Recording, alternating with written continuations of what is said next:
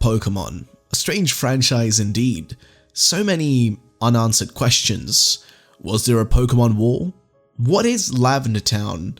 And why are there no fathers in the games or anime? Questions. But I guess the biggest one is the overall mystery of Kanto.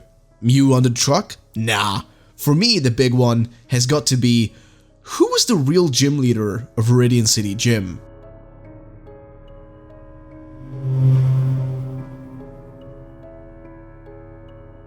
So as most of you who've played through Pokemon Red Blue, Pokemon Fire Red Leaf Green, and even Pokemon Let's Go Pikachu and Eevee, you will know that the final gym you take on in these games is the Viridian City Gym, taking you back to the first city you visited at the start of your journey, which in itself is kinda poetic, having you return to the place where your journey was born. However, when you tried entering the gym in the start of the game, you got the notice that the gym leader was not present, which would make sense since Giovanni was probably in one of his many bases around Kanto. See, Viridian City Gym appears in all games set in the Kanto region, but after Giovanni leaves the gym, when you as a trainer defeat him and Team Rocket disbands, the gym gets taken over by Pokemon Trainer Blue in Generation 2 and 4, and in Pokemon Generation 7's Let's Go Pikachu and Eevee, Blue takes over after Giovanni leaves right away. There's also a point in the anime where Agatha of the Elite Four serves as a temporary leader of the Viridian City Gym. However, the main leader of this gym is Giovanni, and that's the hidden gym leader that we meet at the end of our journeys through Red Blue, Fire Red Leaf Green, and even Let's Go Pikachu and Let's Go Eevee. Now, as a young kid, it must have been extremely weird that after coming to the final stretch of your gym badge journey, you run into the villain that has been taunting you along your whole journey, and then having to battle him and defeat him is what causes him to disband his whole evil organization. And that is where the issue and the mystery of this gym really crops up. How in the world did Giovanni even become a gym leader to begin with? See, this opens up a bit of a can of worms in regards to gym leaders in general and the Pokemon government as well. We know that there are police in the Pokemon world and hospitals, so it's a properly functioning society. However, the way gym leaders are chosen is by getting certified by a Pokemon League of their respective region. However, what gyms are, worthy of getting certified is never truly explained, though the anime does offer some answers for how this might be happening. In the anime, we get to meet AJ, who runs his own unofficial gym where his goal is to defeat 100 challenges with only his Sandshrew before he takes on the Pokemon League. Then there is Kaz and Yas gyms in the Dark City, which were all trying to become an official gym to earn money, but were rejected by the Pokemon League. Why were they rejected? Well, because they were rowdy and destroying the Dark City. See, that right there. They were causing trouble and running basically havoc in the Dark City, basically ruining the Dark City to the point that the Pokemon League decided they were not worthy of being official gyms. So that begs the question. How in the world did they approve a gym that was ran by a literal villain, a straight up mafia boss? How in the world did Giovanni get his own gym?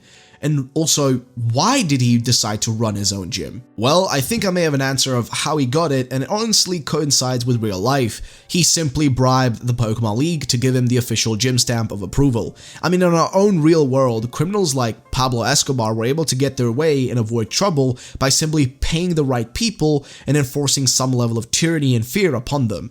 And now the guy who runs the largest criminal organization in all of Kanto could honestly pretty much do the same thing. So that begs the question. Why? Why did Giovanni open the Viridian City Gym, and why even spend his time there at all? I mean, for a guy who's trying to amass the strongest Pokemon in the world and whatnot, it does seem a bit weird to spend his time taking on random trainers, and it would be strange if not for one thing. It was all to test Mewtwo's strength. Like, this is the most logical reason for why he has this gym. It is a great source for him to test out the strength of his new manufactured Pokemon against the strongest trainers around the region. Hence why he doesn't allow for people to challenge him until they had enough badges. However, there is a fallacy here. The Mewtwo thing is only really present in the anime and nowhere in sight when it comes to the video games. In the video games, you only really battle him like any other gym leader, with him having a team of mostly consisting of ground and rock type Pokemon. So then, why did he open this gym? Well, it could be the other reason. money. See, earlier I mentioned that the Kaz and Yaz gyms in the Dark City from the anime were trying to become official gyms because they would make money from it. And this is where I think the core reasoning is for Giovanni's gym. We know that after playing and watching the anime multiple times, the gyms themselves aren't always built by the people who are inside of them, but they can instead be taken over by trainers when the current gym leader leaves. An example of this is the first, gym in Pewter City. In the anime, we learned that Brock's father was the original gym leader, but that he left, and in Cerulean City, for example, we see in the anime that Misty's sisters are the ones running the gym while she's gone, but not really looking for a sort of like general gym leader kind of thing where they're fighting people. Hence why in the games, Misty is the gym leader that clearly takes over since she does care to get stronger and battle to prove her superiority of her water types over other trainers. And in the episode in Ancient Family Matters, Gym leader Byron stated that he transferred from the Orborg gym to the Canalave gym after being contacted by the League organization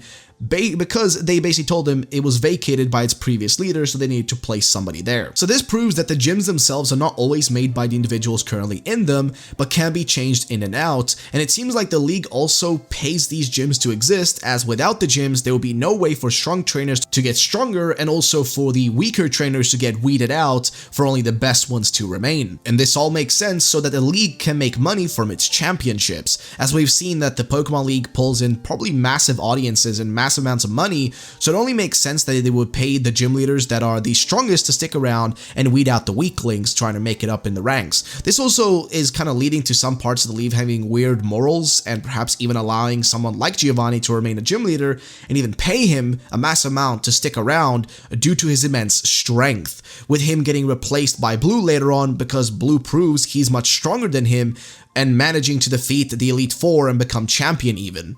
So the way the League operates is kinda shady, and it seems like corporate profits do take center stage a lot of times, to the point that they even allow crime bosses to have enough influence to run the strongest gym in the whole region, and even pay him to stay in the gym and run it because he's useful to them.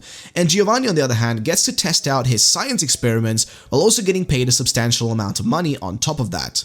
So to answer the question, who ran the gym before Giovanni? Well, honestly, there is really no answer. When we look at the design of the gym, when we see it in the video games, it mostly looks like, well, a Giovanni type of gym, right? When you're inside of it, it looks very much like his bases. But if we look at the anime, when we get to see the gym here, the gym actually looks a little bit like a kind of Roman, almost cathedral, if you want to put it that way, right? It almost looks like something from like ancient Rome in terms of its design, even like Roman warriors outside of it, which could imply that this gym in Viridian City could be a very old gym, like one that's been there for a very long time, but only recently, after being vacant for a long time, it was kind of taken over by Giovanni, him being given that position thanks to the Pokemon League. But yeah, so there is a possibility that might be the case, it's an old gym, but also there is a possibility that Giovanni built it since he does have loads of resources, and building a gym like this would not be that difficult, as it just wouldn't be much of an issue. And of course, as mentioned, the gym is very reminiscent of the Team Rocket hideouts scattered around Kanto.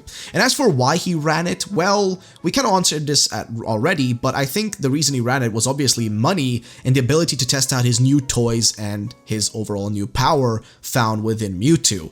So yeah, this is definitely one of those mysteries that I think a lot of people just look past and didn't really think about, that I thought would be fun to visit in today's video. This, however, is only part 1 of the unsolved mysteries of Kanto, so if you wish to see more parts, then subscribe and get this video to 1000 likes, and we'll dive headfirst into some other mysteries that are unsolved in Kanto, and eventually we'll go over to Johto, Sinnoh, Unova, etc. So yeah, make sure to subscribe and leave a like down below. Let's get to 1000.